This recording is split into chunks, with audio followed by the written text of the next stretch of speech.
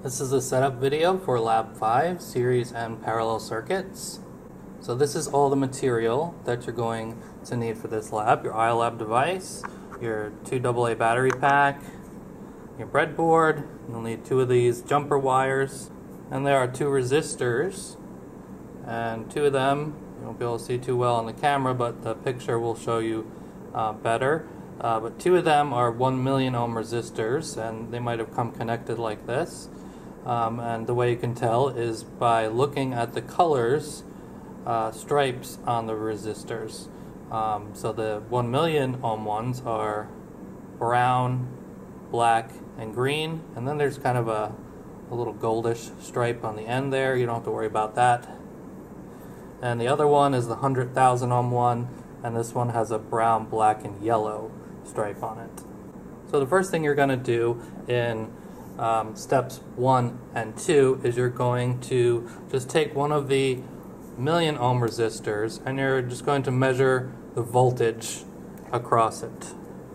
So what we'll do here is we'll take the resistor and basically you're going to just bend the ends so that they could fit into some of the holes here.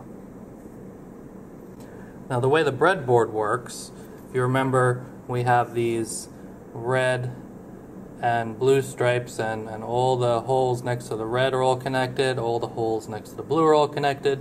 Well, similar thing happens with everything and the holes next to them. Okay, so if you see here, this number 1 here, all these holes to the right of number 1 are all connected.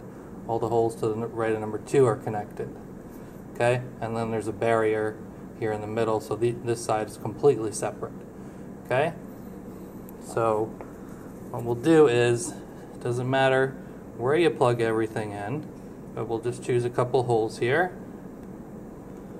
I'll choose 3 and 9, doesn't really matter. Okay, and then I'm going to plug the battery pack into 3 and 9 somewhere else. Okay, and in any of these other 3s and 9s.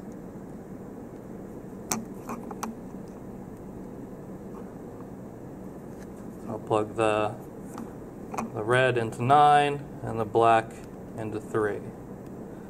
Okay, and that will give power to your resistor. And then we'll take the jumper wires and we'll connect those to the iLab device, and that way we can read the voltage.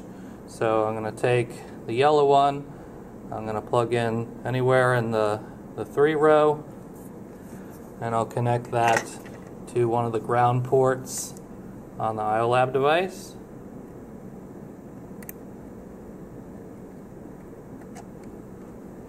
Alright, and then I'll take the other wire, I'll plug it anywhere in the number 9 row.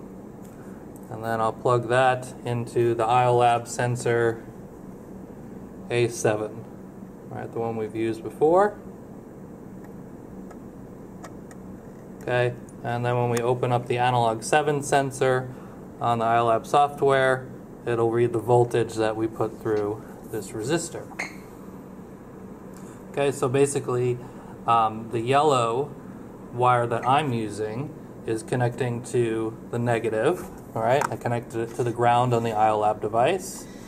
And I did that because the black wire is connected to this side. Okay, so you want to make sure that whatever side you ground with your jumper wire is the side connected to the black. Okay, and then the other side that you put to the A7 port, that should be the side that's connected to the positive side of the battery, the red wire. Okay, if you do it the other way around, you'll just won't get any reading. So you'll know you got it backwards, and you can just swap positions on the jumper wires, and you should get a reading that way. Okay, and then you'll turn the power on and off with your battery pack.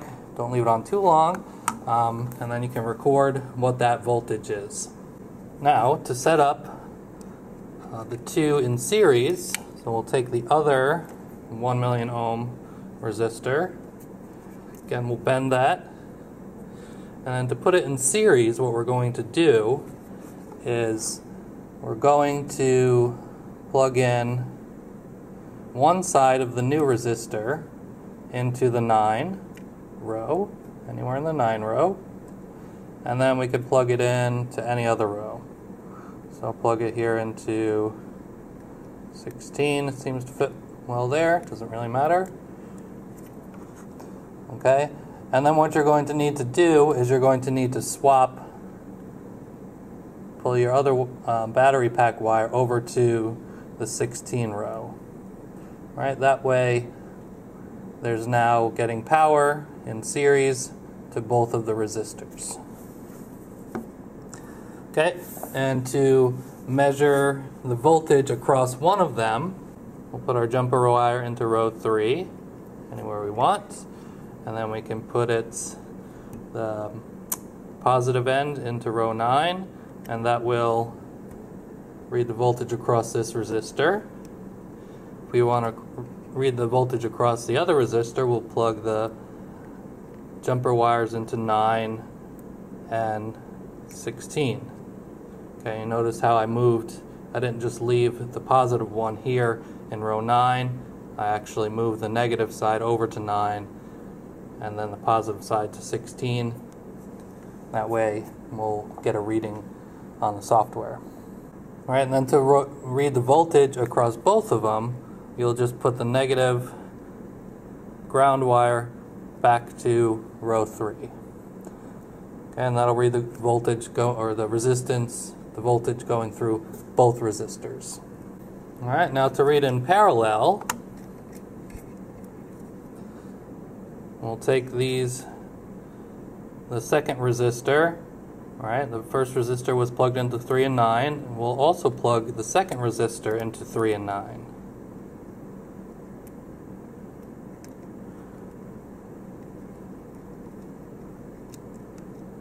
All right, and that's what in parallel looks like.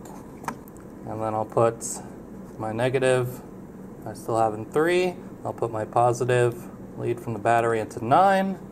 And now I have a parallel circuit, with both of the 1 million ohm resistors. All right, so to measure the voltage across each resistor, so if we want to measure it over the first million ohm resistor, we'll just touch the leads to the metal part of the resistor. Okay, and then you can do the same for the second one, just touch the wires. And then to read the voltage across both of them, I'll touch my negative wire to the back of this resistor, and I'll take the positive one and I'll touch it to the one side of this resistor.